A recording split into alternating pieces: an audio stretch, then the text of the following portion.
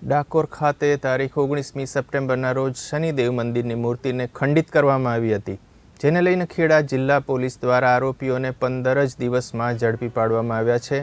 ડાકોર ખાતે આવેલા શનિદેવના મંદિરની મૂર્તિ થોડાક દિવસો પહેલા ખંડિત કરાઈ હતી, સાથે દાનપેટી તોડી રોકડા રૂપિયા સહિતની ઘણી બધી વસ્તુઓ ગાયબ થઈ હતી। શનિ મંદિરનું તાળું તોડી આ પ્રવૃત્તિ આચરવામાં આવી હતી, જેને લઈને ખેડા એસપી, એસઓજી તેમજ એલસીબીનો કાફલો ઘટના સ્થળે પહોંચીને આગળની કાર્યવાહી હાથ ધરવામાં આવી હતી। પોલીસે એફએસએલ તેમજ ડોગ સ્ક્વોડની મદદથી આરોપીને ઝડપી પાડવામાં આવ્યો છે। પોલીસે આરોપીની ધરપકડ કરી કાયદેસરની કાર્યવાહી હાથ ધરી છે।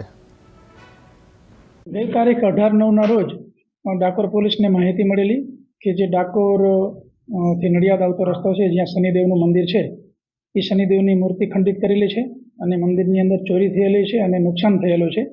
તો આ બાબતની તાત્કાલિક પોલીસ ત્યાં પહોંચી અને ઉપરી અધિકારીને જાણ કરતા તમામ અધિકારીઓ ત્યાં પહોંચેલા અને અમારી એલસીબી, એસઓજી, પેરોલ ફરલો સ્ક્વોડની team, local police team, DySP અને અમે બધાએ જ આજુબાજુમાં સર્ચ કરી અને આ ઘટના ગંભીર જણાતા તાત્કાલિક ગુનો દાખલ કરી એના ટ્રસ્ટી, એના પૂજારી, આજુબાજુના લોકો તમામની વિગતે પૂછપરછ કરી અને સઘન તપાસ હાથ ધરેલી।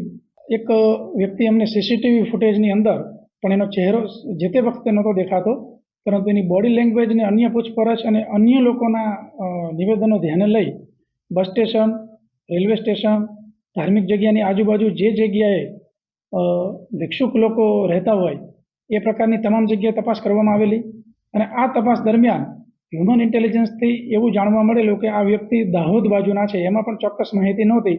દાહોદ જિલ્લામાં પણ અલગ અલગ ટીમ બનાવી લોકલ પોલીસનો ત્યાંની સંપર્ક લઈ ત્યાંના જે ગામના આગેવાનો હોય તમામને આ ફોટા મોકલવામાં આવેલા। દાહોદ, પંચમહાલ, મહીસાગર અને ખેડા આ 4 જિલ્લાની અંદર આવા લોકોને પુષ્કળ તપાસવામાં આવેલા। 24/7 અમારી તમામ ટીમો કામગીરી કરેલી।